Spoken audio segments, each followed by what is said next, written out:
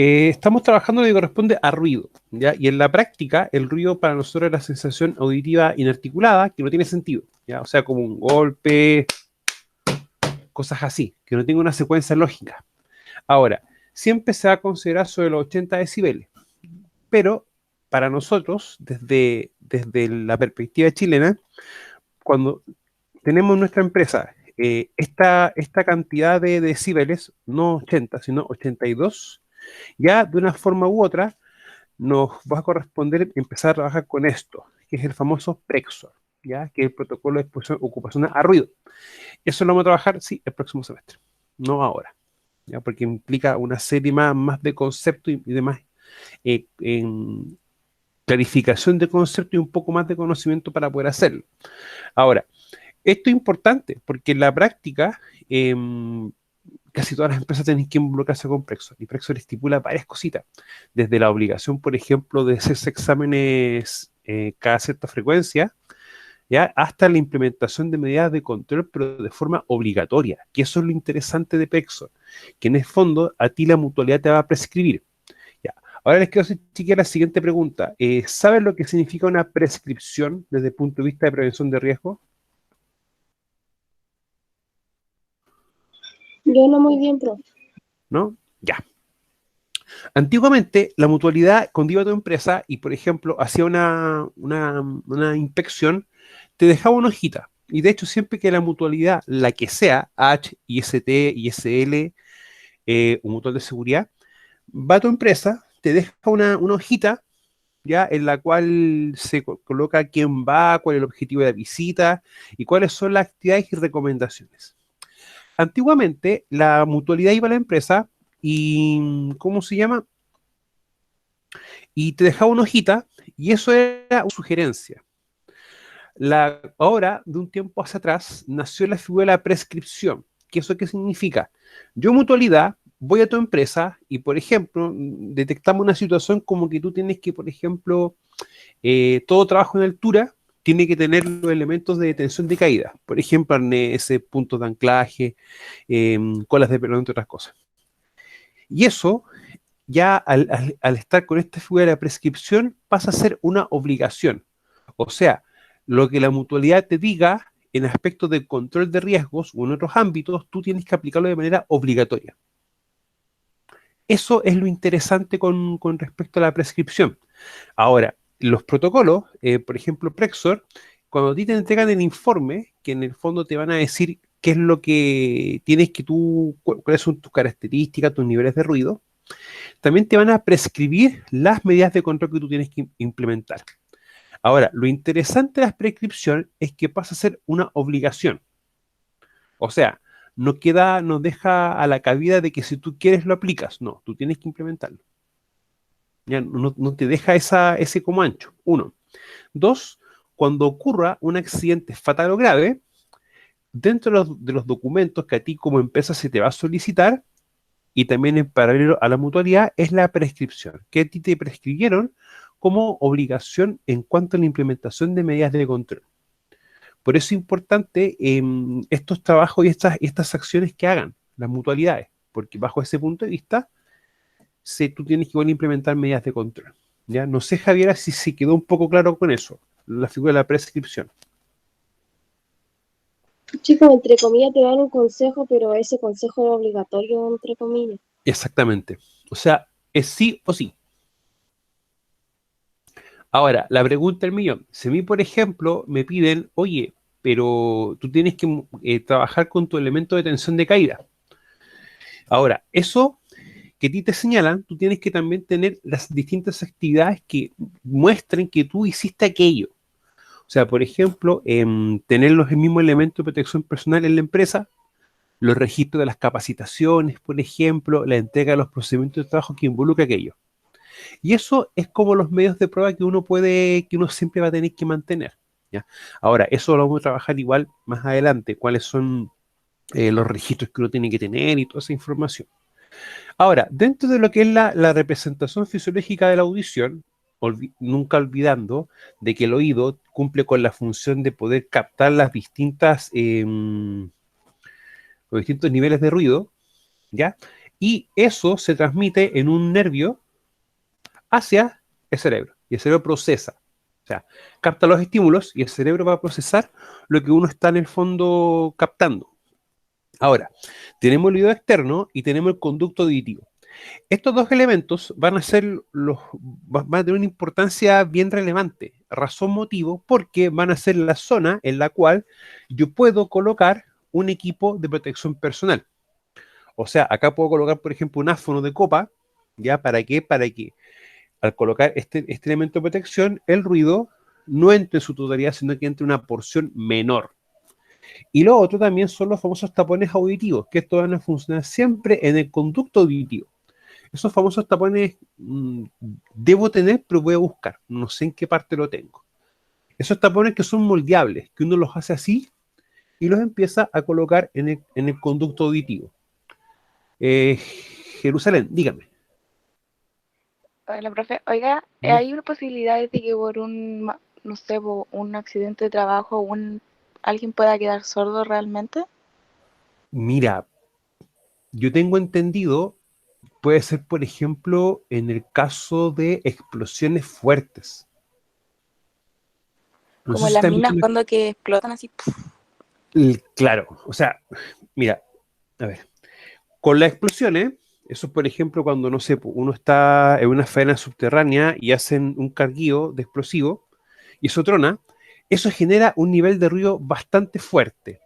Y si tú estás muy cerca de eso, te puede generar un trauma acústico, que en el fondo el oído empieza, pero poquito genera, empieza como a generar un daño y tú vas a sentir un pito constante, hasta que el oído se pueda reparar y pueda autorreparar en el fondo, hasta un punto que él pueda. Ahora, el trauma acústico, tú puedes quedar con una discapacidad auditiva un tiempo, pero eso va a depender también de la magnitud del accidente. Eso es como que no hay como una receta exacta para eso. Ah, ya, profe, gracias por aclarar la ¿Ya? duda. No se preocupe.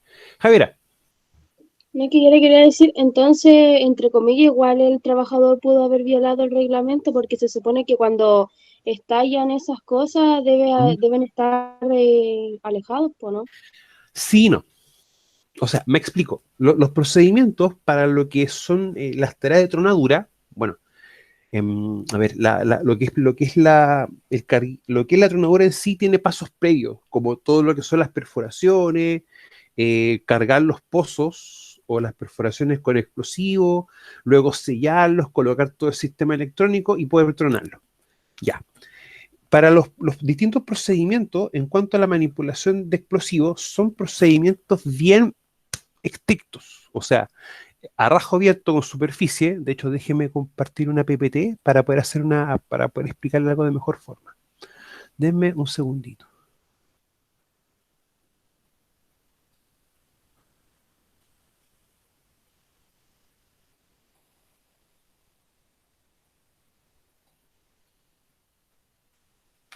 Ya, miren. Nosotros acá tenemos, por ejemplo, dos situaciones. Uno, que podemos tener un trabajo a rajo abierto, donde tenemos una condición del gema distinta. Razón, porque tengo un ambiente libre, en el cual tengo circulación de aire.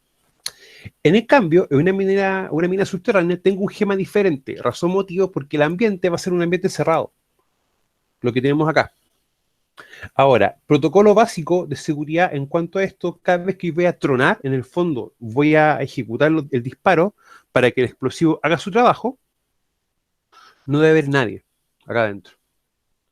Antiguamente no era así. Antiguamente, por ejemplo, estaban tronando acá, se escondían unos 30 o 40 metros de esto, tronaban lo explosivo y después pasaban un par de minutos y se metían directamente. Ahora, cuando tenemos algo a rajo abierto, la situación es un poco distinta. ¿Por qué razón motivo? Tú vas a hacer, por ejemplo, todo lo que es la perforación, ¿ya? O sea, cuando tú trabajas con explosivos, lo que uno importa en el fondo es remover una porción de material o una cantidad de material, que eso es como lo más importante. Ahora, eso es una historia. Historia 2. Cuando yo hago la perforación, acá uno va a tener, por ejemplo, algo que se llama un disparo perforado. O también se puede decir un diagrama de disparo. O sea, cada cuánto voy a hacer las perforaciones y de qué profundidad.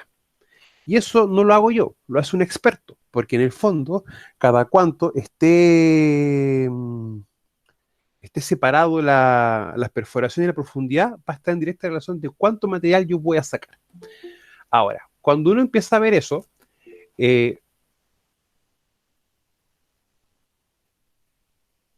a ver, espera un poquito, Gabriela, para no perder el hilo.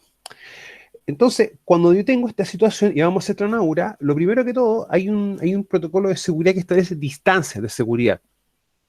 O sea, yo puedo estar, por ejemplo, a 500, 600, 800 metros de esto. Perfecto. Y también implica otro protocolo que es el famoso... Sí, de hecho yo trabajé 5 años en Intermil. Y lo otro, que los sistemas para poder en el fondo activar los explosivos para hacer el disparo y que el explosivo haga su función, algunos son automáticos y unos son electrónicos y otros funcionan con sistemas radiales o con frecuencia de radio. Por lo tanto, hay un concepto que se llama la frecuencia radial, que cuando se van a ejecutar la obra de Tronaura, no se utilice radio bajo ningún punto de vista, porque quizás un equipo puede tener la misma configuración de frecuencia que un equipo de que puede tronar explosivo, y vamos a tener una situación un poco compleja. Ahora, pueden ocurrir, por ejemplo, la situación como lo que tenemos acá, de que en este caso una faena subterránea, de que yo esté trabajando y se detone un explosivo. Disculpe, profesor, ¿Sí? ¿podría explicar de nuevo? Por ejemplo, tú puedes estar trabajando con explosivo y puede suceder algún evento que el explosivo explote sin haber hecho alguna manipulación extra. Yo creo que sí, ¿o no? Ya, Puede venir fallado o algo, yo creo. ya, vamos a empezar a aclarar un poco el concepto. Cuando tú ves, por Pero ejemplo... ¿Mm? en una mina, así como ya como más profesionalmente, ¿realmente podría pasar eso? Sí, puede pasar. Puede pasar, pero vamos a aclarar bajo qué punto de vista puede pasar. Ya. Primero que todo, cuando tú manipulas explosivos, hay que tener, lo primero que todo, el carnet de manipulador de explosivos. Si tú estás manipulando explosivos sin este carnet que lo entrega Carabineros, previo a la entrega de una documentación y la realización de una evaluación, y tú lo haces, manipula explosivos sin este carnet, eso es un delito, no es falta. Y se te va a aplicar a ti la ley de seguridad interior del Estado. En el fondo se te puede acusar de terrorismo. O sea, si quieren tener problemas, háganlo. Literalmente. Sí. Y de hecho es bien, hay que cuidarlo como hueso santo. Ahora, nosotros tenemos, por ejemplo, la perforación, que en este caso es una perforación mecanizada, que la hace un equipo Jumbo. Ya, estos equipos, por lo general, son equipos que tienen brazos, son como pulpitos, y van haciendo las distintas perforaciones, y luego que la perforación está hecha, se saca el exceso de material, se limpia, se soplan, se hace el cargueo de explosivos, y ese cargueo de explosivos se hace con el mismo equipo. Ahora, si ustedes se dan cuenta, en esta imagen de acá, uno ve puntos, ¿no es cierto? Uno ve puntitos. Y los puntitos, si uno empieza a verlo un poco más detallado, van a estar equidistantes, o sea, van a estar a iguales distancias. Y más encima tiene como una figura geométrica. Esto. Ahora, esto en la práctica es el famoso diagrama de disparo, que en el fondo es la figura en la cual se va a perforar a cierta profundidad, ya, y a cierta distancia entre ellos. ¿Para qué? Para poder retirar un volumen de explosivo, o sea, un volumen de material. Javiera. Profesor, la otra vez igual vi un video de que salía que tampoco se tenían que poner los explosivos al mismo minuto, sino que a diferentes minutos por segundo, una cosa así, para que no explotaran Exacto. todos juntos y saliera el material excesivamente hacia arriba. Lo que pasa es que eso, Javiera, lo define el calculista, el que hace todo esto. ¿Cachai? O sea, yo explico como la parte como que uno tiene que entender. Ahora, desde, por ejemplo, cuánto son las distancias de la perforación, la profundidad, incluso es más, el cuánto explosivo tú cargas, eso lo define directamente el calculista, y tú para eso tienes que estudiar. De hecho, yo tengo un colega que se dedica a esto y sacó varios cursos específicos para hacer esto. Ahora, cuando tengo un disparo, y también los viejitos le dicen los tiros, puede pasar un fenómeno que son los tiros quedados. Que en el fondo, yo ya hice toda la perforación, cargué todo, y un tiro no se ejecutó, no se percutó. Ahora, a nosotros, ¿por qué nos importa eso? Si estamos trabajando en faena subterránea, hay una medida de control que es bien básica. Cuando yo voy a ver la tronadura, debo verificar, bueno, primero debo medir gases, primero que todo, y de esperar que baje el polvo y todo lo demás. Cuando eso está, yo mido los gases y también tengo que medir otro parámetro, que son las rocas que está acá en la, bueno, me olvidé de explicarle esto. Esto se llama un túnel, ¿ya? Pero en la práctica nosotros esto le decimos caja. Esto sería el techo de la caja y esto sería el borde de caja. ¿Ya? Eso es como bueno, esto tenemos que igual verlo chiquilla el próximo año y lo vamos a ver bien, ¿ya? Para que no se preocupen. Ahora, cuando yo trabajo en subterránea, debo medir gases, revisar cómo está acá la cuñadura, en el fondo ver si tengo alguna roca que puede caer sobre las personas, sobre el equipo, y producir un accidente, y ojalá nunca les toque un planchoneo, porque uno no es muy grato, digamos, un planchoneo chiquilla, para nada. Te lo digo por experiencia propia. Ahora, cuando yo veo gases, veo cuñadura, antes de realizar una tarea de carguío, que en el fondo va a ser sacar todo el material, debo verificar los tiros que he dado, ver si quedó algún tiro que no explotó. Y cuando ese fenómeno pasa, uno lo debe tomar y se debe inactivar. Y lo que se hace en el fondo se coloca en agua, en un balde con agua. Ahora, si yo no hago esa verificación, puede pasar un fenómeno, que quizás puedo meterme con un equipo a sacar material, por ejemplo con un cargador, y al no verificar que quedó un tiro quedado, viene el balde, pega al explosivo y el explosivo va a explotar. Y en ese contexto puede pasar eso. Un accidente por un mal manejo de explosivos con ese objetivo, o sea, con esa consecuencia, con un trauma acústico. Eso pasa y ha pasado mucho. Ahora, cuando nosotros tenemos estas situaciones o actividades, por lo general siempre van a haber encargados. O sea, hay un encargado, por ejemplo, de hacer la perforación, hay un encargado de llenar todo lo que es el explosivo, después hay otro encargado de tapar los pozos, colocar los conectores para poder en el fondo hacer la tronadura. Y después va a haber un encargado de verificar las condiciones de seguridad. O sea, siempre van a haber responsables, ¿ya? Pero esto es una situación que puede pasar. O sea, se lo digo así, bien, bien franco, ¿ya? En todo caso, chiquillas, para su tranquilidad, esto tenemos que verlo igual más adelante, ¿ya? Tenemos que trabajarlo, y de hecho lo vamos a trabajar, para que no se queden intranquilas con aquello. Ahora, en la práctica, esos traumas acústicos van a empezar a producir ciertos daños en el oído. Bueno, cuando el daño es puntual y uno tiene un reposo adecuado, el oído se puede recuperar. Ya, eso es lo importante.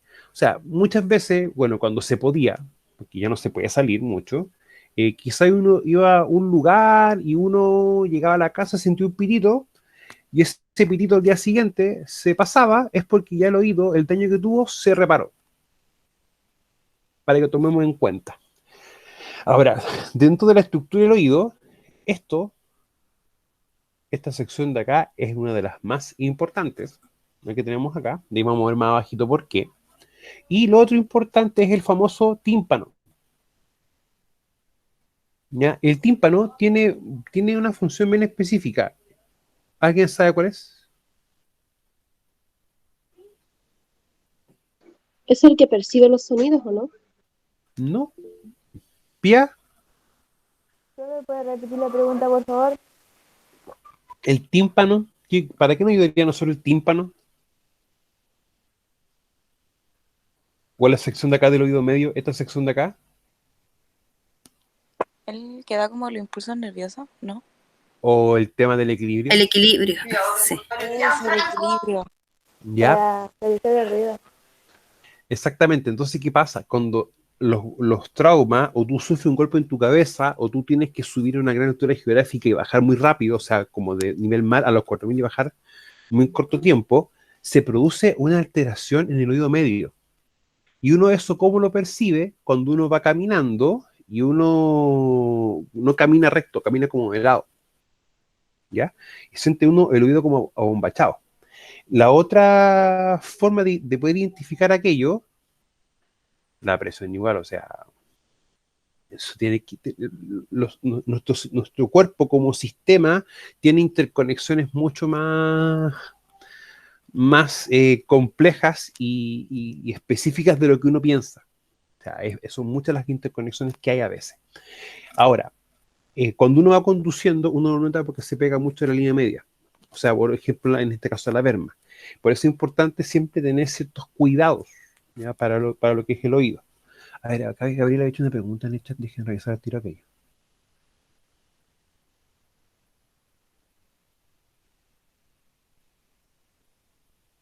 Ah, el protector auditivo, Gabriela. Lo que pasa es que en algunas empresas, algunos trabajadores utilizan doble protección auditiva. Utilizan el famoso, los tapones, esos que son insertables, y encima el de copa, ¿ya? ¿Se escucha menos? Sí, pero ¿qué tanto menos? Eso es relativo. Hay que empezar a ver varias cositas con respecto a aquello.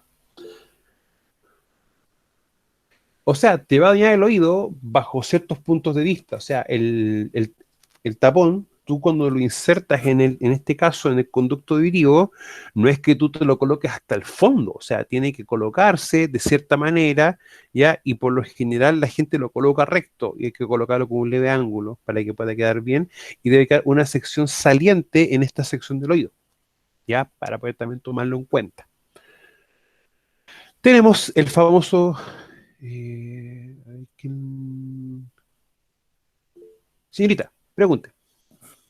Profe, refiriéndome como al ruido, un ejemplo, no sé si a usted le ha pasado que ha estado en un evento donde hay música muy, muy demasiado fuerte, después uno sale como medio sordo. Sí, es ¿Eso porque es causa de un traumatismo igual en el oído? es un trauma acústico y se pasa a las horas. Sí, pero eso es por la intensidad del ruido. O sea, porque es que hay veces cuando uno va a conciertos o eventos. Mira, a mí me pasó una vez que fue un concierto en Santiago y bueno, fui a ver a unos guitarristas en el fondo, a dos de mis guitarristas favoritos, que es Satriani y Petrucci. Y me acuerdo que en ese concierto el ruido era tan fuerte, la música, que no solamente lo escuchábamos acá, sino que uno sentía los bajos, cómo te golpeaban en el pecho. Y claro, ahí me acuerdo que al día siguiente, de hecho, el dolor de la molestia en el oído me duró como un día y medio, de hecho. Y eso pasa, es habitual. Ahora, cuando uno se preocupa, cuando ese leve pitito, y de hecho uno siente como que tuviese los oídos bloqueados, tapados con ambas manos, y sientes un pito. Ahora, los traumas acústicos van a ir variando en cuanto al nivel que tiene y cuánto este va a durar, cuánto dura. Claro, o sea, por eso es recomendable a veces no meterse tan profundo y también te proteger los oídos con algún tapón, alguna cosita así.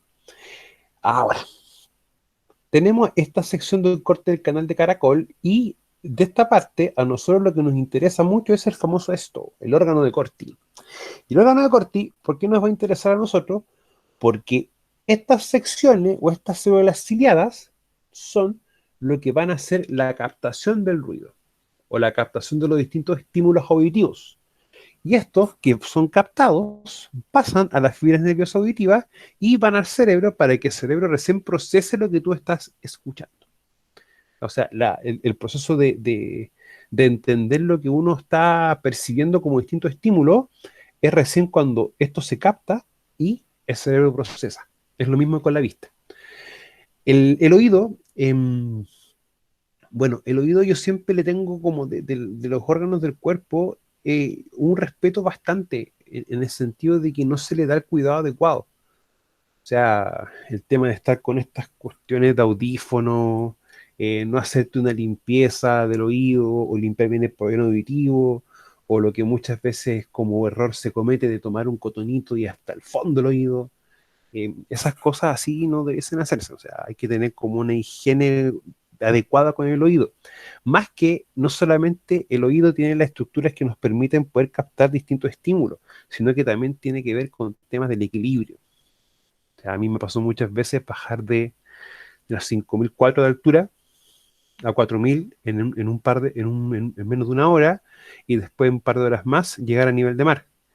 Y me bajaba del vehículo para irme a mi casa y literalmente no caminaba recto, caminaba en diagonal. Y incluso hasta me costaba abrir la puerta, la reja de la casa.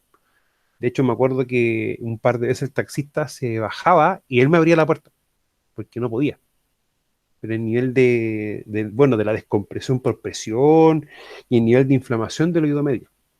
Entonces, esas conductas así hay veces que van a producir daños en el oído. O sea, lo importante es poder identificar eso, ¿ya? Y uno muchas veces, como experto en prevención, uno también puede dar como, o tomar como ciertas formas de poder dar cuenta de que un trabajador o alguien cercano puede estar, por ejemplo, padeciendo algún problema auditivo. Y cómo uno lo nota en primera instancia cuando la persona que tú le hablas empieza como, te enfoca la cabeza, enfoca su oído hacia ti, para que él pueda escuchar de una forma mejor o se agacha. Uno, segundo indicativo, el tema de los volúmenes. Tú, por ejemplo, puedes estar sentado en tu pieza o haciendo algo y tú estás escuchando la tele, y quizá una buena cantidad de metros, porque la persona ya tiene un problema auditivo y tiene que subir mucho el volumen. Mira, problema de audición yo creo que tenemos casi todos. Ahora, la diferencia van a ser los niveles que podamos tener. Lo otro importante es que las personas cuando se empieza a darse cuenta que tiene un problema auditivo, que ya está quedando un poco sorda, que es como la forma coloquial, que aunque a mí no me gusta mucho decir eso, se empieza como a aislar. O sea, se aísla porque se da cuenta esa persona que para poder interactuar con ella deben gritarle, por ejemplo. Entonces yo pienso que a nadie le gusta que le griten. Entonces, por ese motivo, em, la, la- uno se empieza a dar cuenta de eso, la forma en cómo te responde la persona, con el comportamiento, y que se pone un poco más huraño, y varios elementos así. Ahora, estas células, como todo órgano, puede sufrir un daño, ¿ya? Y ese daño, si se tiene un descanso y no es tan intenso, esto se puede recuperar y puede volver a una normalidad. Ahora, cuando uno se preocupa, cuando el daño es constante, constante, constante, y nosotros no damos los tiempos de descanso. Y estas células que están como en el fondo un pasto, va a llegar a un punto. ¿Ustedes han visto cuando la gente camina mucho por el pasto y el pasto ya se ve la tierra y no crece más? Sí, profe. Es lo mismo, exactamente lo mismo. No tiene diferencia. Por eso el tema es importante. Ahora, muchas veces la disminución de la capacidad auditiva o la cero capacidad de audición no solamente se da por un tema de esto, de un daño acá, sino que también algún daño en las fibras nerviosas.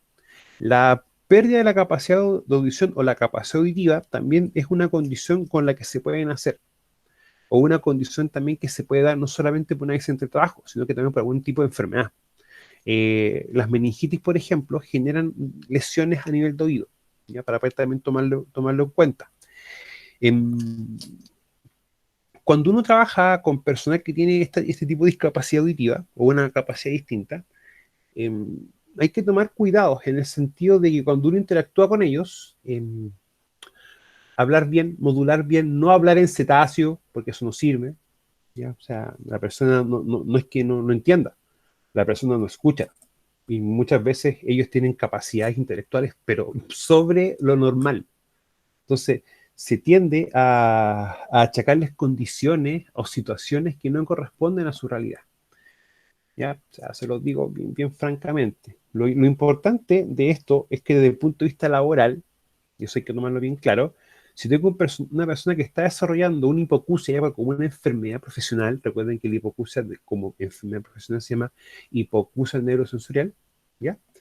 Em, Se le cambia de puesto de trabajo para que la persona no tenga una exposición mayor a riesgo, ¿ya? Y sacar a la persona de unos niveles de ruido alto para que esta enfermedad no siga creciendo. Porque en la práctica, más ruido, más ruido, más ruido, más daño, ¿ya? Y la idea es que yo retire a la persona de la exposición a ruido, porque si yo la saco de esos niveles de ruido que está expuesto, esto no se sigue dañando. Ahora, no se va a seguir dañando, pero tampoco se va a recuperar. Eso es el otro tema importante a considerar, ya que muchas veces hay como mitos de que si yo la persona lleva trabajando 10, 15 años, la saco de eso y de un día para otro va a recuperar la audición. Mentira, o sea, los daños tienen que recuperarse lo más pronto posible.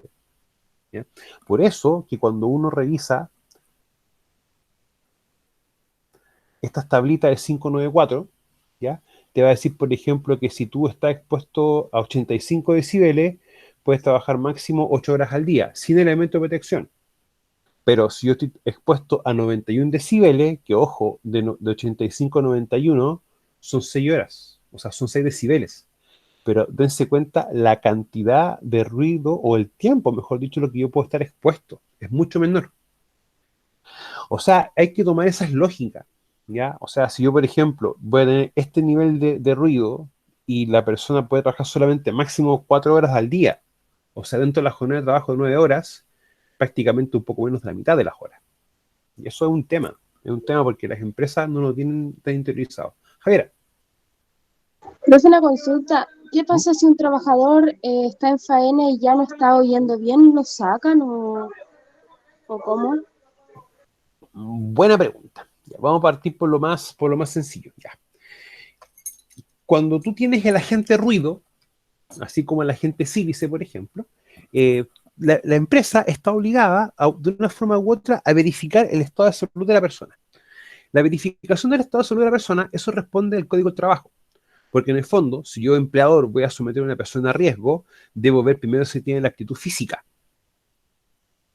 La física y psíquica, en realidad. Y tiene el estado de salud compatible. Por eso que las empresas mandan o envían a los trabajadores a hacerse los distintos exámenes.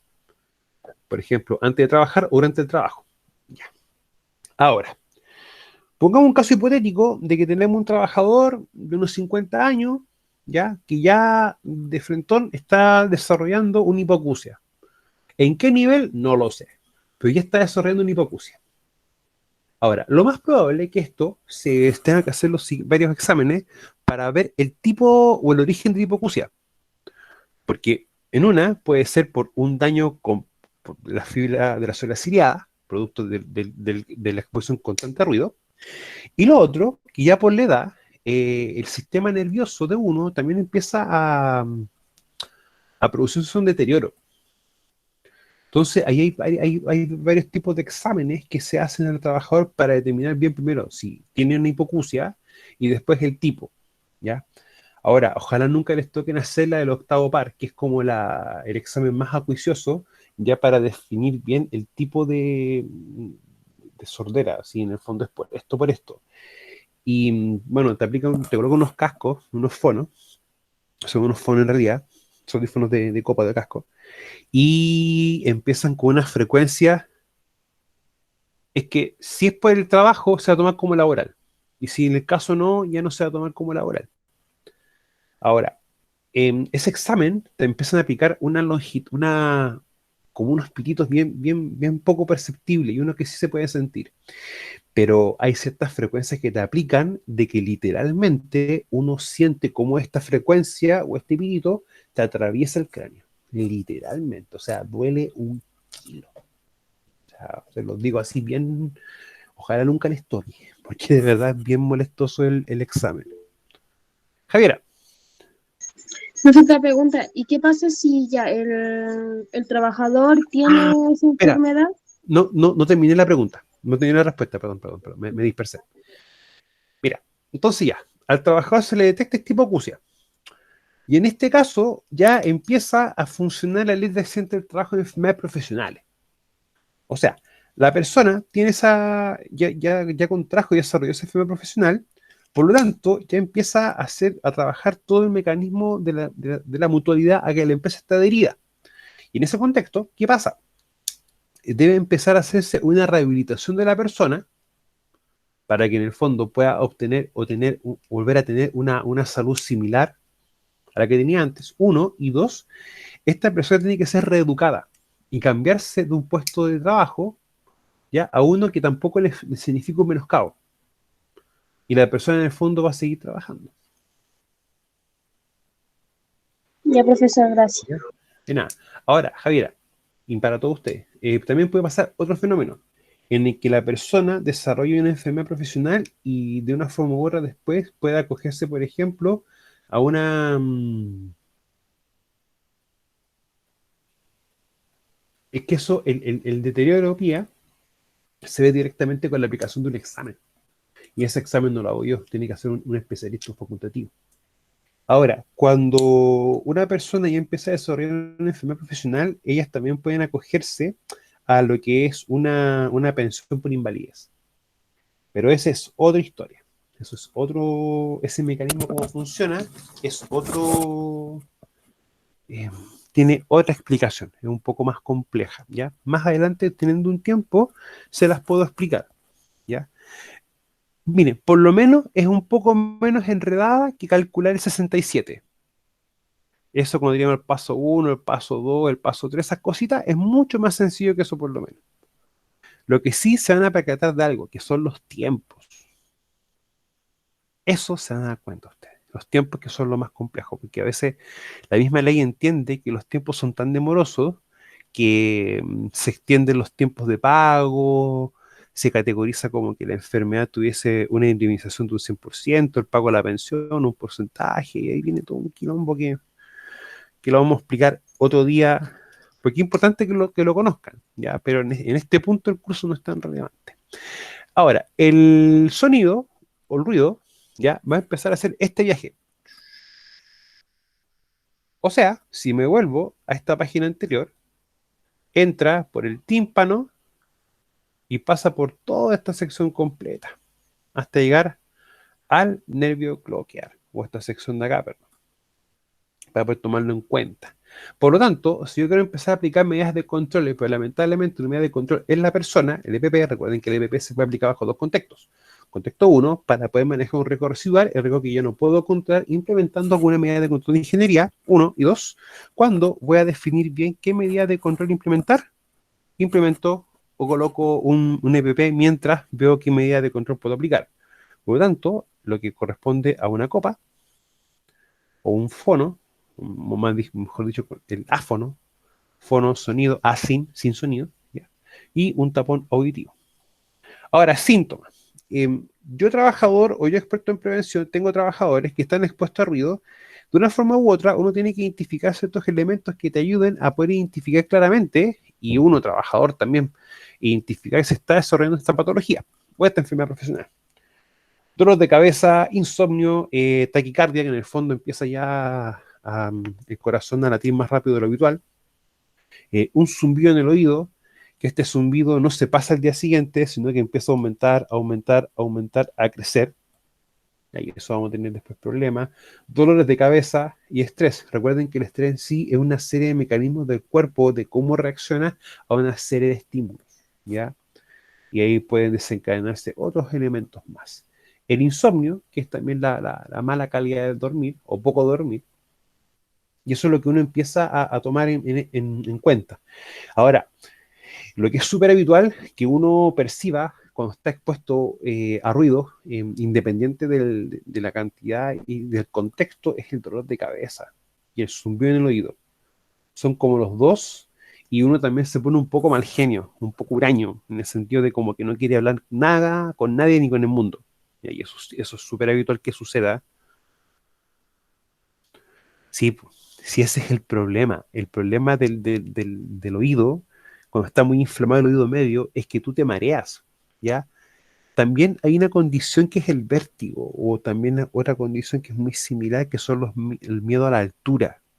Y eso también genera una inflamación del oído medio. Ya, por eso es importante cuando tengamos personal que trabaje en altura, sí. Y ojalá eso no pase, Gabriela, que se reviente y genere un líquido, porque ella tenemos una cosa más compleja de poder sanar. Ahora, lo importante siempre es que si yo tengo personal que hace trabajo en altura, que trabaja en espacios confinados, en espacios reducidos, bajo esos dos contextos, las personas tienen que tener una audiometría, ¿ya? Básicamente para ver si la persona va a tener el estado de salud adecuado. ¿Para qué? Para poder hacer trabajo bajo esas condiciones. Bueno, tenemos los efectos del ruido, ya que los efectos del ruido son bastantes. O sea, taquicardia, el uno, la secreción de adrenalina, el tema también del aumento de jugo gástrico y también la alteración, bueno, lo que tenemos acá, la hipoacusia, hipertensión arterial, que en el fondo es un aumento de la presión arterial del cuerpo humano. También tenemos trastorno de comunicación, pero como no escuchamos bien, tenemos que hablar más fuerte. Y eso también va a empezar a generar otro tipo de problemas. Y también tenemos el aumento de la secreción de hormonas. O sea, la exposición continua a ruido genera bastante daño a la persona. Y otro también es una impotencia sexual, que en el fondo ya la persona no va a poder tener una vida sexual más, como más normal. ¿Por qué le explico esto? Porque muchas veces el trabajador te va a decir, jefe, lo que pasa es que yo no uso los fonos porque me molesta, me transpira el oído, me es incómodo, me duele, y van a empezar algunas cosas, situaciones son verdad y otras situaciones ya son como para que en el fondo uno no sienta como que uno lo está molestando. Pero cuando uno le explica esto, que esto, los efectos que va a sufrir su cuerpo, sí. Y de hecho aumenta la acidez, y cuando aumenta la cantidad de jugo gástrico y la acidez del jugo gástrico, empieza a producir daño en las paredes del estómago. Y eso es bien complejo de poder sanar en el corto plazo. Incluso cuando el daño es muy severo, Gabriela, hay que hacer una corrección quirúrgica para eso. Cuando tengamos trabajadores que no quieran aplicar medidas de control con el contexto a ruido, créanme que esto es lo que uno tiene que explicarles. Y mágicamente te van a estar pidiendo los tapones auditivos.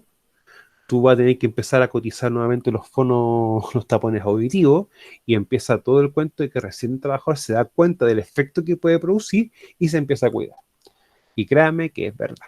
Se los puedo dar firmado que va a ser así. Ahora, la pérdida de audición se puede generar básicamente por de dos tipos, la conductiva y la sensorineural. Ahora, la conductiva se presenta en el oído medio y afecta a los bloques de transmisión del sonido al oído interno y se corrige mediante un tratamiento médico o quirúrgico. Y la sensorineuronal, que está en la de origen laboral, involucra el órgano de Corti y nervio auditivo, casi siempre es irreversible y esta es relacionada con el trabajo.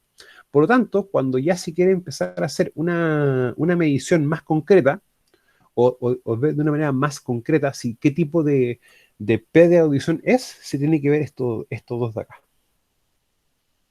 ¿Ya? Para ver bien de cuál es, de qué estamos hablando, y así poder aplicar la corrección o empezar a ver el tratamiento adecuado para aquello. O sea, ahora, lo que sí hay que tener claro de que la visión, la audición son sentidos que se van desmejorando y perdiendo con el tiempo. Ya eso tienen que también tenerlo claro. O sea, no esperemos que una persona a los 70 años tenga la misma visión que a los 20, ¿ya? Bueno, hay casos que sí se da, pero hay casos que no. O sea, no hay que meter tampoco a todos en el mismo saco. Pero es la lógica que uno también tiene que tomar en cuenta. Bueno, dentro de la pérdida auditiva de tipo temporal es como la primera señal que nos está indicando de que estamos expuestos a algo. Y esta es recuperable después de un reposo auditivo. Por eso que cuando uno empieza a ver los límites máximos de exposición, estos también están diseñados en la perspectiva del tiempo que tú no estás expuesto a ruido, el cuerpo se empieza también a recuperar. ¿Ya? De hecho, recuerden que una de las funciones importantes del sueño en sí es la recuperación del cuerpo. Y también el sueño cumple también una función de índole psicológica, que dependiendo de las etapas del sueño, el mismo cerebro empieza a ser como una especie de psicólogo y empieza a trabajar ciertos temas. Por eso también es muy importante el concepto de la higiene del sueño. Me explico.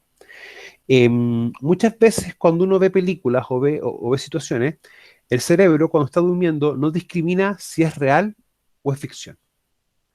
Por lo tanto, cuando uno habla de la higiene del sueño, ¿qué recomienda? Que antes de dormir no ver cosas con mucha violencia o cosas complejas que en el fondo te pueda generar un tema de que al dormir no se trabaje esa función del sueño. Fundamentalmente eso. La pérdida auditiva permanente es de tipo irrecuperable. Ahora, la pérdida auditiva, esto pasa con las células ciliadas.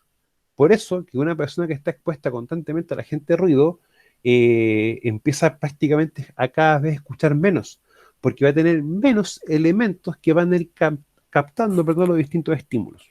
Por eso es importante tomar esto en cuenta, poder revisarlo. O sea, de esta situación, que es la que ya pasamos ya con una hipoacusia neurosensorial, de esto, de una persona que tenga esta capacidad, o sea, una buena capacidad auditiva, se pasa prácticamente a esto. Entonces, son temas a considerar, ¿ya? Por eso es que es importante siempre explicar estas cosas a los trabajadores. ¿Ya? Y siempre acuérdense de mí cuando estén trabajando.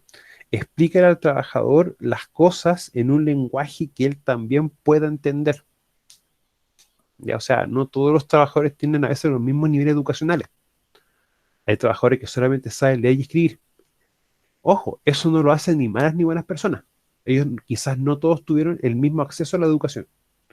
Pero por lo tanto, ¿cuál es la función de uno? Es explicar las cosas en un lenguaje que también ellos puedan entender. Ahora, las personas o los trabajadores expuestos ocupacionalmente a ruido pueden desarrollar esto, la hipoacusia neurosensorial laboral o la famosa HSNL, que es un trauma acústico crónico debido a la lesión de las células epiteliales que se encuentra en el oído interno, y esta enfermedad causa pérdida de carácter irreversible en la audición y se genera por la exposición prolongada y repetitiva al ruido. O sea, si no tengo una exposición prolongada y repetitiva al ruido, lo más probable es que no desarrolle una hipoacusia. ¿Ya? Por si acaso, para que también lo tomen en mente, lo tomen en cuenta. Y si yo a la persona la saco de los niveles de ruido que le está generando esa hipoacusia, ya la enfermedad no va a seguir avanzando, no va a seguir aumentando, pero tampoco va a mejorar la condición, para poder también tomarlo en cuenta. Con el ruido, hay un fenómeno que se llama la especificidad, y todos ustedes lo han visto y lo han vivido. Ya, pregunta, ¿cuántas de ustedes utilizan anillos, chiquillas? Yo, partos. Y durante el día, ¿tú percibes que tienes puesto el anillo en No. tus manos? No, ¿no es cierto? Ya, eso se llama especificidad, y en el fondo, o sea, especificidad, ese es el nombre correcto, aunque cuesta a veces pronunciarlo. ¿Qué implica eso? De que cuando uno tiene, por ejemplo, mira, no solamente, por ejemplo, Gabriela, puede ser con los anillos, sino que también puede ser, por ejemplo, con los aros, con las cadenas, o con las pulseras, o en el caso mío, con los relojes. Y llega un punto que tú estás tan acostumbrado que tu cuerpo ni siquiera percibe esto. Es porque el estímulo que genera esto en el cuerpo ya se acostumbra. En el fondo, un acostumbramiento a un estímulo constante. Cuando nosotros llamamos el concepto de especificidad a lo que es la prevención de riesgo, eso se da con la exposición al peligro mediante varios riesgos, como por ejemplo la exposición a ruido. O sea, le va a pasar esto, yo se lo he explicado antes, de que ustedes van a ir a lugares, no te preocupes, acá el ruido siempre es alto y es normal que el ruido sea así. Así como que ya, pero oye, lo ideal sería que no fuese así. ¿Ya? O sea, lo más probable es que eso sea por algún componente de las cadenas. Hay veces que en las cadenas de plata a las personas les produce una irritación en la piel. ¿Ya? Para poder también tomarlo en cuenta a veces eso. Y eso, chiquillas, de que una persona o una empresa esté acostumbrada a los riesgos a ese nivel es complejo. ¿Ya? Porque lo más probable es que te digan, oye, es que siempre esto ha estado así y nunca ha pasado nada. Entonces eso es a veces un problema. O sea, la prevención de riesgos, chiquillas, muchas veces también pasa por cómo nosotros vamos a, ¿cómo se llama? Vamos también a trabajar ciertas conductas. Y eso es lo importante a veces. ¿Ya? O sea, muchas veces hay que preocuparnos de las medidas de control, preocupar de implementar controles, evaluar los riesgos, entre otras actividades. Pero lo importante es que como la empresa toma conciencia de que eso hay que hacerlo de manera constante y no por cumplir solamente con las leyes. Y eso, créanme que es un desafío. Y desafío bastante grande. ¿Se puede lograr? Sí, pero con mucha paciencia y con bastante tiempo. Y ojo, paciencia se lo dice un hombre. O sea, hay que tener paciencia, chiquilla, a veces con la seguridad. La seguridad no es imposible implementarla de un día para otro, es todo un proceso completo y requiere tiempo. Pero cuando eso cumple o logra un buen fruto, créanme que los beneficios son gigantescos. Ahora, ¿qué es la hipoacusia en sí? El ruido mata las células nerviosas ciliadas que se encuentran en la cóclea. Recuerden que la cóclea es lo que está por acá. Y al producirse la hipoacusia sensoneural, esta condición es permanente y reversible. Y acá tenemos las células vivas y acá tenemos las células muertas. Por eso que yo le hacía mucha referencia a cuando uno ve que el pasto ha sido pisado constantemente. En este caso, las pisadas es equivalente como al ruido. Por lo tanto, si las pisadas son constantes, el pasto no va a seguir creciendo. Pero si las pisadas se retiran, el pasto vuelve a crecer. Para poder también tomarlo en cuenta. Los tipos de ruido. Cuando hablamos de los tipos de ruido, en la práctica esto siempre va a ser en relación a una exposición laboral. O sea, yo tengo que estar en mi trabajo o haciendo trabajo para considerar que tengo esta exposición. Y, por lo tanto, bajo ese punto de vista, yo voy a poder estar expuesto a estos 3 tipos de ruido. ¿Ya? Para poder también tomarlo en mente. Estable, fluctuante, impulsivo. Los ruidos impulsivos, Jerusalén, estos se dan por los explosivos, por si acaso. ¿Ya? O sea, este es el tipo de ruido que se da mucho cuando se ejecuta la labor de tronadura.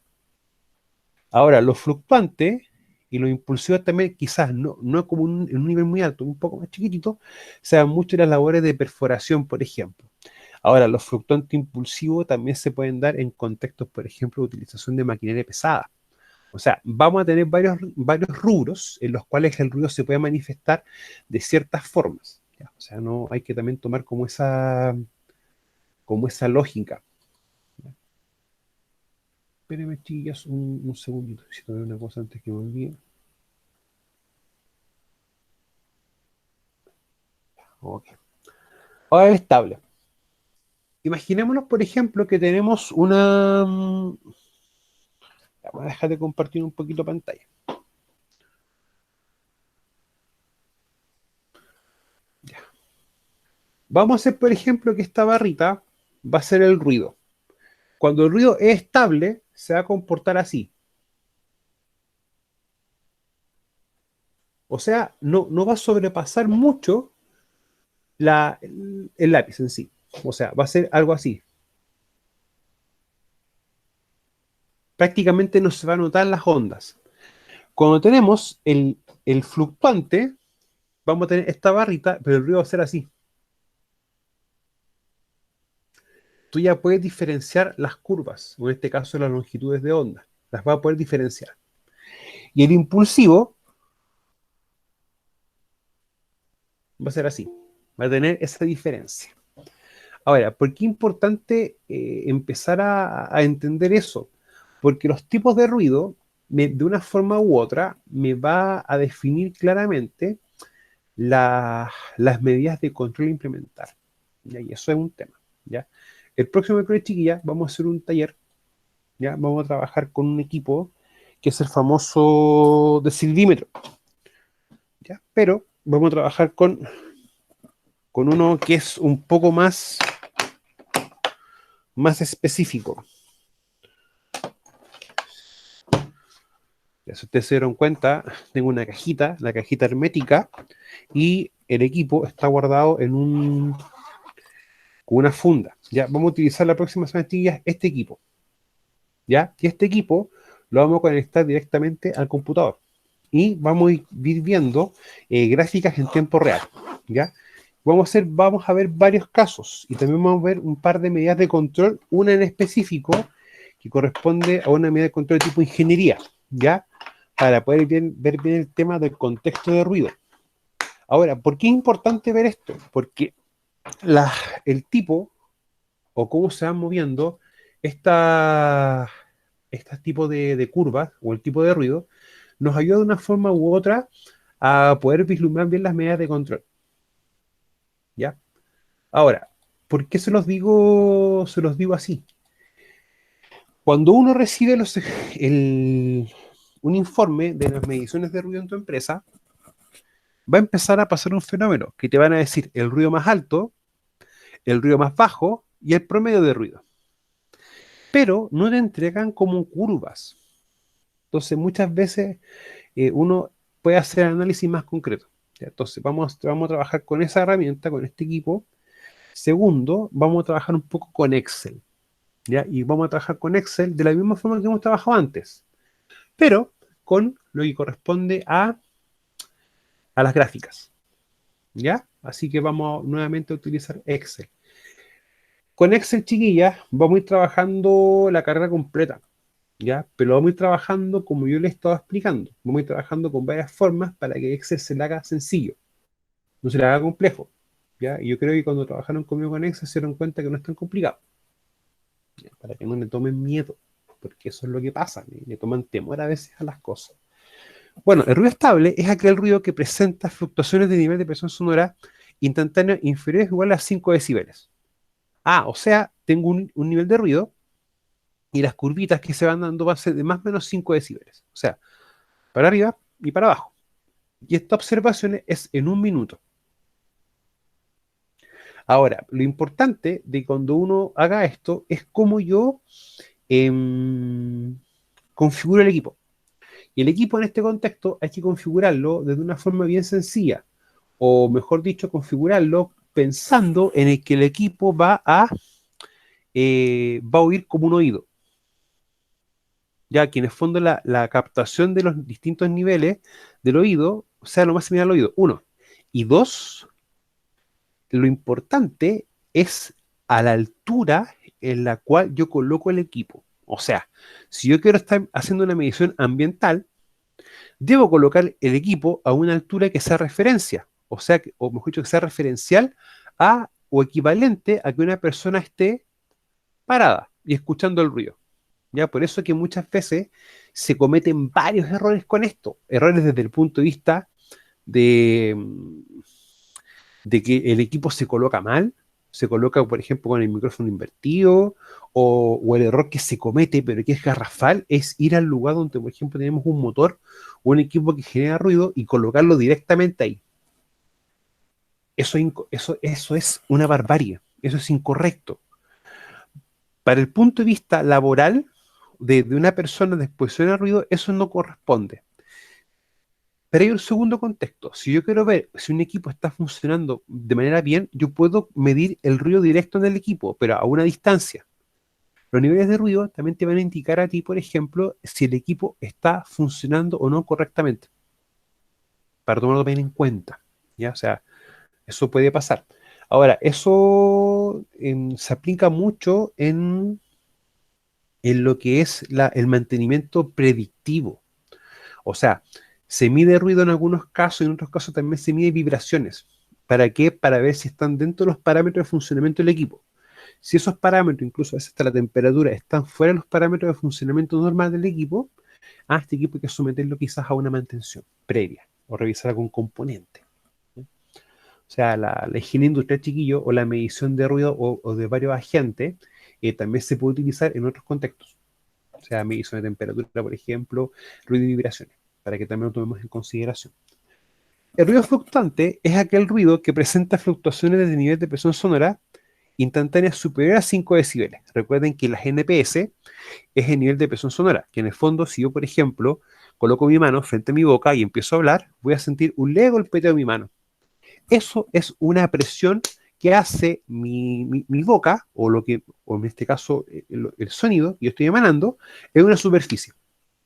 ¿Ya? Por eso cuando tú, por ejemplo, mides con un sonómetro, un decibelímetro, que es lo más correcto, es como que estuviese captando todo el golpeteo. Y eso es lo que a ti te arroja como valor. Y no olvidar que el decibel es la unidad de medida del sonido, ¿ya?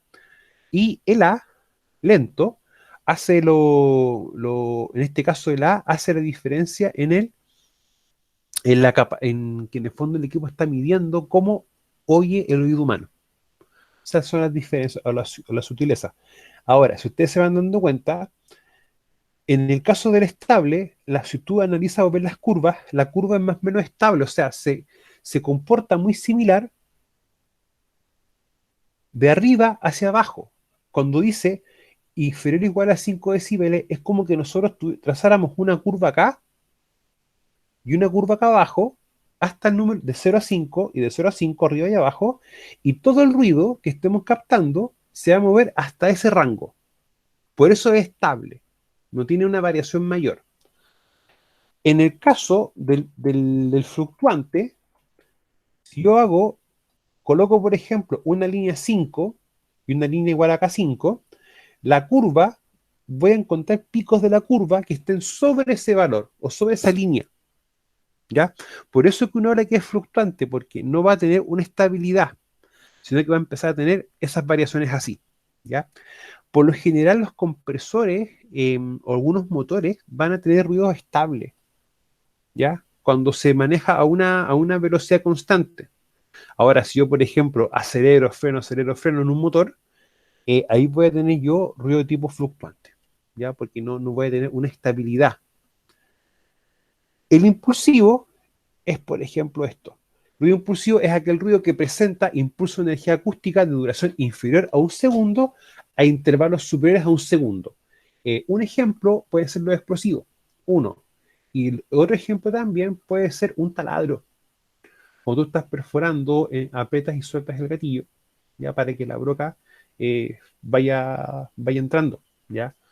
Eso también puede categorizarse como un ruido impulsivo, para poder también tomarlo en cuenta.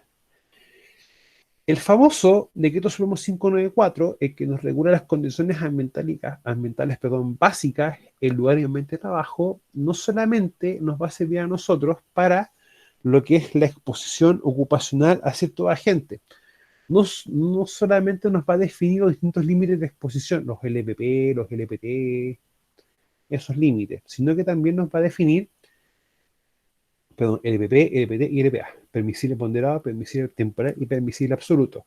Y no olvidar que la diferencia entre los límites son el tiempo de medición.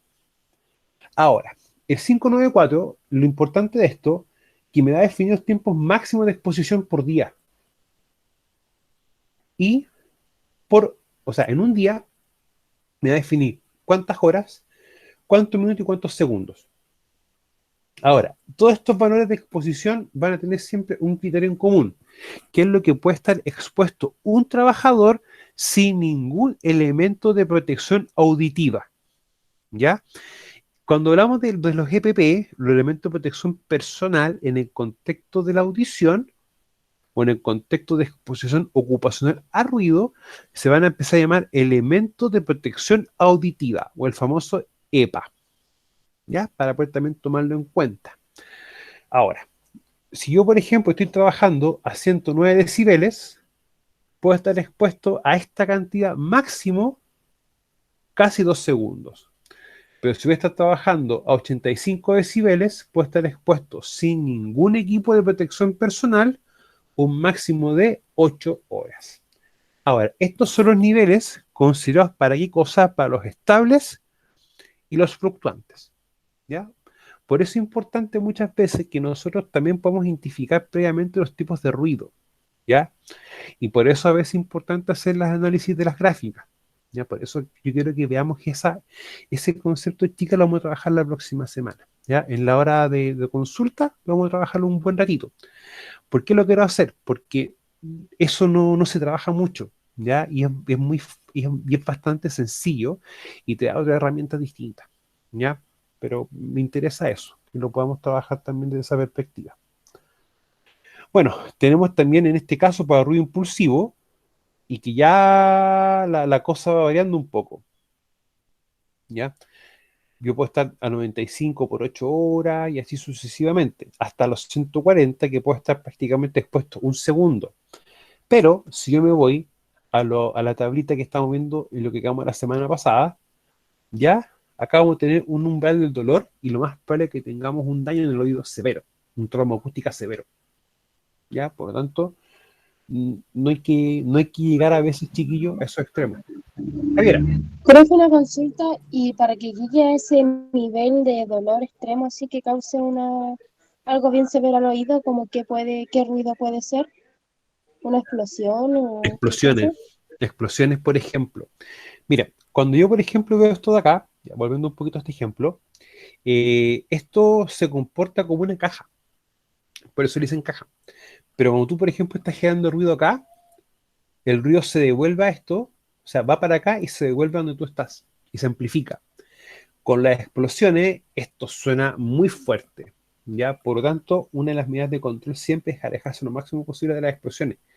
Las explosiones en estos contextos, ¿ya? Y por ejemplo, la explosión de cilindros de gas, ¿ya? O sea, me explico. Un cilindro de gas puede explotar, puede reventarse, Sí, Sí. sí, ¿ya? Y cuando tengo una explosión de un elemento pequeño, porque... Deme un segundo, chiquillas, vamos a mostrar una cosita.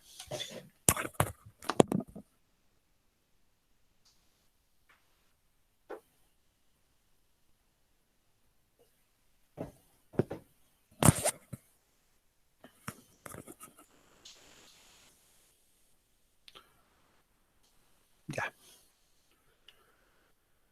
Esto que ustedes ven acá es un cilindro de gas en escala 1,16, que es prácticamente equivalente al cilindro de gas de 15 kilos. Ese es el estándar que prácticamente todos compran, ¿ya? Ahora, que un cilindro de gas como este explote así, no es tan sencillo. O sea, tienen que pasar una serie de eventos para que pueda explotar. Cuando explota una cosa como esta, ¿ya? O por ejemplo, un desodorante en spray, o esas como que la gente utiliza para limpiar los autos, silicona en spray, cosas así. Cuando explotan, son tamaños reducidos o espacios físicos reducidos, ¿ya? Y van a generar, como es tan pequeño el volumen y la presión es muy alta, va a generar una explosión por lo general. Y eso se genera mucha energía. Y eso te puede generar un trauma acústico. Fácilmente llegar a los 140 y tantos decibeles. ¿Ya? Pero para poder tomarlo en cuenta. Lo otro también que puede generar cosas así son los tambores. Los tambores que mantengan algún líquido inflamable. Norma básica de seguridad. Si voy a cortar un tambor que haya tenido aceite o combustible, lo primero que debe hacerse es que esto esté limpio. O sea, quitarle todo el residuo interno. ¿Ya? ¿Por qué razón motivo? Si lo estoy cortando, por ejemplo, con un oxicorte, voy a empezar a generar calor, calor, calor, los vapores empiezan a generarse, el volumen del estanque es constante y después va a querer salir y va a explotar. ¿Ya? Eso vamos a trabajar un poquito, sí, pero en la asignatura de riesgos críticos, cuando estemos viendo lo que corresponde a trabajo en caliente. ¿Ya? Para poder ver bien aquello. Trabajo en caliente, chiquilla, se define todo trabajo en el cual utilices calor, ¿ya? Generes superficies con temperatura, como por ejemplo un fierro cuando se está cortando, y también generes chispas y tengas un riesgo latente de incendio y de explosiones, ¿ya? Para poder también tomarlo bajo ese punto de vista. Ahora, cuando queremos ver, por ejemplo, un esquema fuente-camino entre la fuente y el receptor, esto nos ayuda a nosotros a poder de una forma u otra ver los tipos de medidas de control a poder colocar, ¿ya? Ahora, no olvidar que el primer indicativo de que estamos nosotros expuestos a ruido es que yo con una persona tengo que gritarle a menos de 1 metro, ¿ya? Eso es lo primero, para poder identificar si estamos expuestos a ruido. Ahora, tengo una fuente que en este caso va a corresponder a mi peligro. Luego, ¿en qué peligro corresponde? A foco, acto, situación o condición, que es la que puede esperarse que sea la causa de algún daño. ¿Ya? Eso es peligro en sí. Por lo tanto, por ejemplo, un motor puede ser un peligro. En este caso puede ser una fuente. Ahora, para que este ruido que genera esto tiene que llegar por todo un camino hasta que llega al receptor, a la persona. Por lo tanto, las medidas de control que uno puede trabajar va a ser, en primera instancia, tratar de disminuir el ruido. ¿Y esto cómo se puede hacer? De una forma u otra, quizás alejando esto de las personas o alejando a las personas de esto. 1. 2. Aplicando una medida de control acá o confinando esto, cerrándolo. Puede ser también otro tema. Ahora, si esto no funciona, uno puede ir colocando barreras o características en la construcción, pero en el camino que hace el ruido. ¿Ya? Eso es también importante. Lo que hacen muchas empresas a veces colocan como paneles. Van colocando paneles, para que el ruido se vaya absorbiendo para que uno de los paneles tú escuches menos. Ahora, si lo de acá no va funcionando y lo de acá no va funcionando, lo que podemos hacer, por ejemplo, es tomar a la persona y tratar de dejarla cerrada en un espacio, confinarla, por ejemplo, una caseta. Y si eso aún no funciona, podemos trabajar la persona directamente con un EPP. Ahora, lo que uno siempre recomienda con lo que es ruido, con lo que es exposición a gases y polvos, es siempre estar trabajando con estas medidas de control más el EPP. ¿Ya? Y voy a hacer así de tajante. Razón, motivo, la bibliografía ya me dice que exposiciones sobre 60 decibeles ya se produce un daño en la persona, a un nivel. ¿En qué nivel? No se sabe. Pero ya hay un efecto en la salud de la persona. Lo otro importante es bueno, lo que tenemos acá, segregación, rotación y disminución de exposición.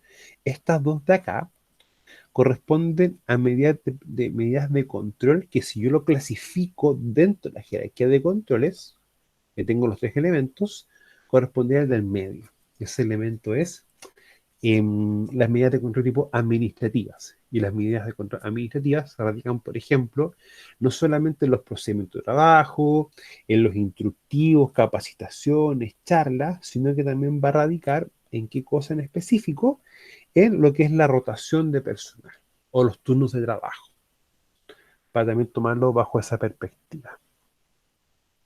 Tenemos lo que corresponde al EPA, elemento de protección auditiva, que tenemos básicamente estos tipos, y esto es todo lo que se vende en la práctica. O sea, los que tienen, miren, estos de acá, estos tres, son los que más se utilizan.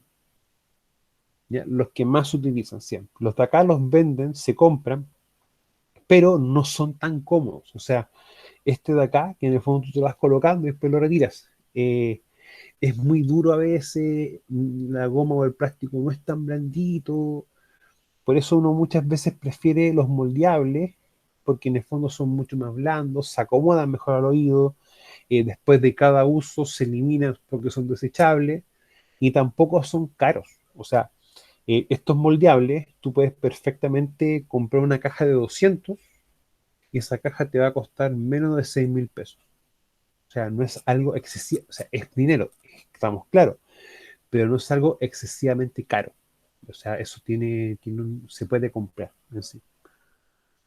Esto, de hecho, cuando hicimos ese taller que yo las invité con segundo año, vimos algo muy parecido a esto, de que es como el estándar en sí en tema de seguridad. Bueno, tenemos la vía del ingreso, que en este caso es el tapón auditivo, que va a ser, al estar en el conducto, ¿ya? Va a captar o a retener cierto nivel de ruido y va a pasar hacia el oído una menor cantidad, ¿ya? Y lo otro importante es que el de copa, lo mismo, ¿ya? Pero va a trabajar en el fondo protegiendo el oído completo. Y el de tapón solamente va en el conducto auditivo, ¿ya? Chicas, consulta. ¿Tienen ustedes alguna consulta? No, profe, ninguna. ¿Ninguna? ¿Nada? ¿Transuras? Por mi parte, no, profe. ¿No? Ya.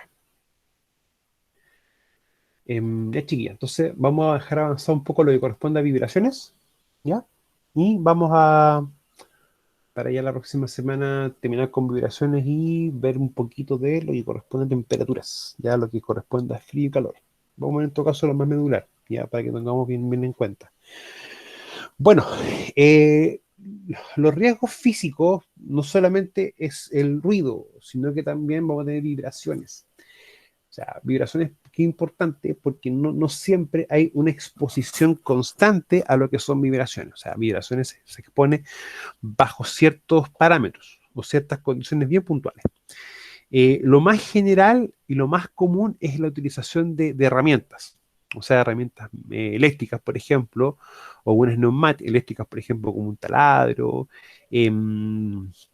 una esmedida angular, un galletero, por ejemplo, y las neumáticas como un cango. Estos tipos de herramientas que se utilizan para poder picar calles o estructuras. Y otro tipo, por ejemplo, de martillos. Uy, o sea, por ejemplo, en el caso de una máquina como esta, que tengo un martillo para poder, en el fondo, picar roca. Bueno, ¿se recuerdan que recién yo les había mostrado esto de acá? Esta máquina se utiliza ¿para qué? Para ir moviendo cierta cantidad de roca que pueda caer sobre las personas. O sea, puede producir una cuñadura en esta sección de acá del cerro, para poder también tomarlo de esa perspectiva. Ahora, las vibraciones, hay que también tomar un contexto que no siempre, pero se pueden también originar, por ejemplo, con ruido. O sea, si uno está, por ejemplo, cerca de esos compresores para poder pintar, o cerca de un motor grande, o de un camión, un vehículo, uno percibe el ruido y también percibe las vibraciones. En el fondo es como se está moviendo un área. Ahora, diferencia entre vibraciones y ruido es el medio. La vibración siempre va a ser un medio sólido. Siempre. El 100% del tiempo. Ahora, las vibraciones también hay que empezar como a diferenciar ciertas cosas, que son también, por ejemplo, las exposiciones. Y aquí nos vamos a detener un poquito. Vamos a explicar una cosa puntual para poder retomar todo esto.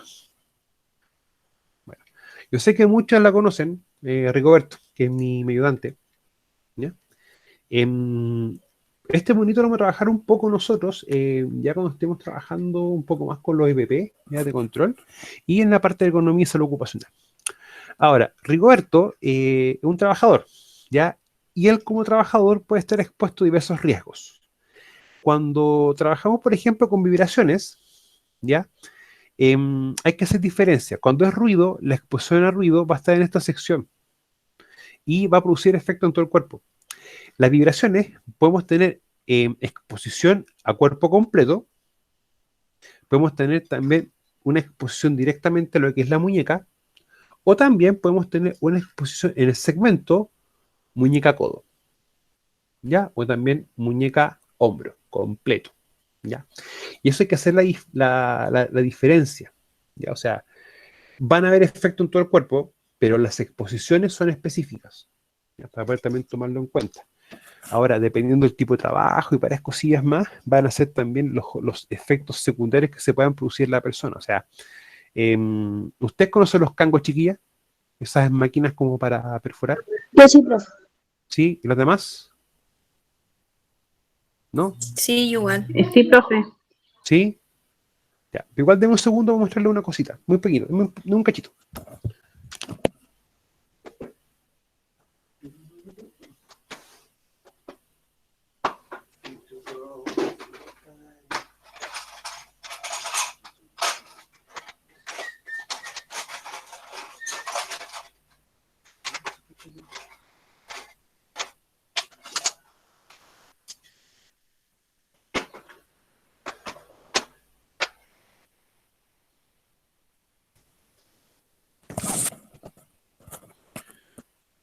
Ya.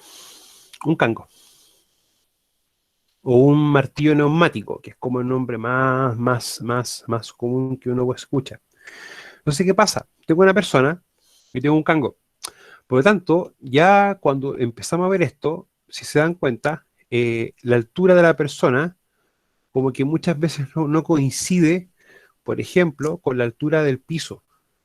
Pero para poder calzar las alturas, vamos a tener que hacer algo un poco complejo.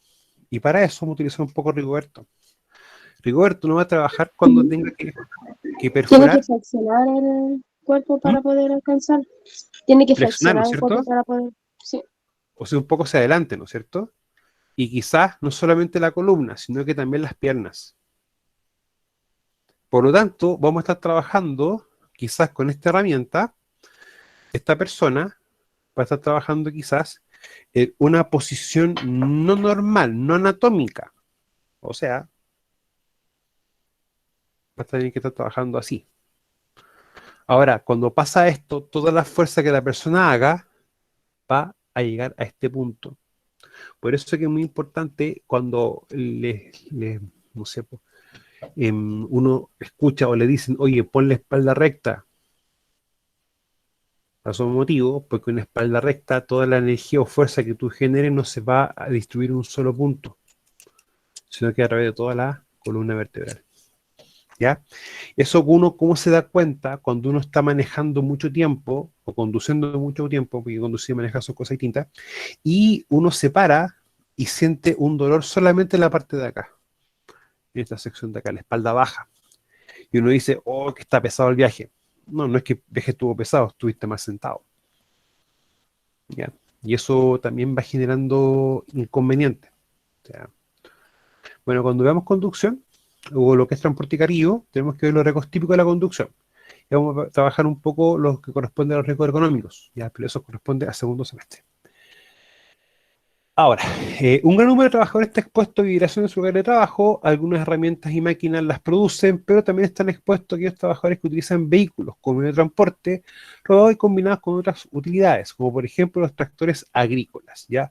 Y lo que es maquinaria pesada. O sea, la exposición a vibración en maquinaria pesada, créanme que es bastante. O sea, de hecho, muchos trabajadores, llegado un tiempo, están trabajando con cojines para poder en el fondo mantener la espalda recta y poder tener cierta higiene postural.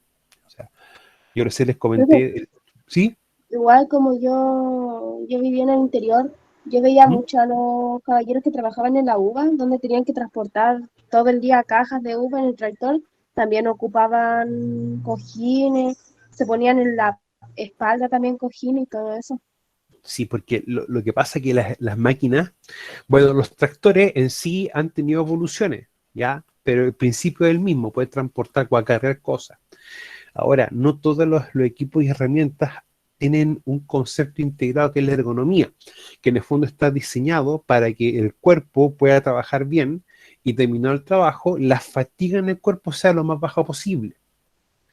Y eso pasa mucho. O sea, la ergonomía es una rama que busca adaptar el trabajo a la persona. Lo que tú explicas, Javiera, cuando la persona empieza a colocar cosas, en el fondo ella se está adaptando al trabajo. Y eso no debiese ser así. Ahora, una vibración consiste en el movimiento de un cuerpo sólido alrededor de su posición de equilibrio sin que exista desplazamiento neto del objeto que vibra. O sea, yo estoy, por ejemplo, sentado en un vehículo, el motor está vibrando y pasa eso. Yo estoy quieto, pero estoy recibiendo y percibiendo la vibración. Las vibraciones se transmiten por el interior de un objeto y también a través de los puntos de contacto entre diferentes objetos. Por eso uno cuando está sentado en un vehículo, uno siente la vibración ¿dónde? En los pies, en los muslos y en la espalda, que en el fondo son las secciones que van a estar más en contacto con la estructura del vehículo, en este caso con el asiento y con el piso del vehículo. Ahora, el movimiento vibratorio más simple es del tipo sinusoidal. Un movimiento sinusoidal es una oscilación que describe un movimiento repetitivo y suave, como el que traza la curva con lo que se representa la función seno. Bueno, en, en geometría, ustedes tienen que ver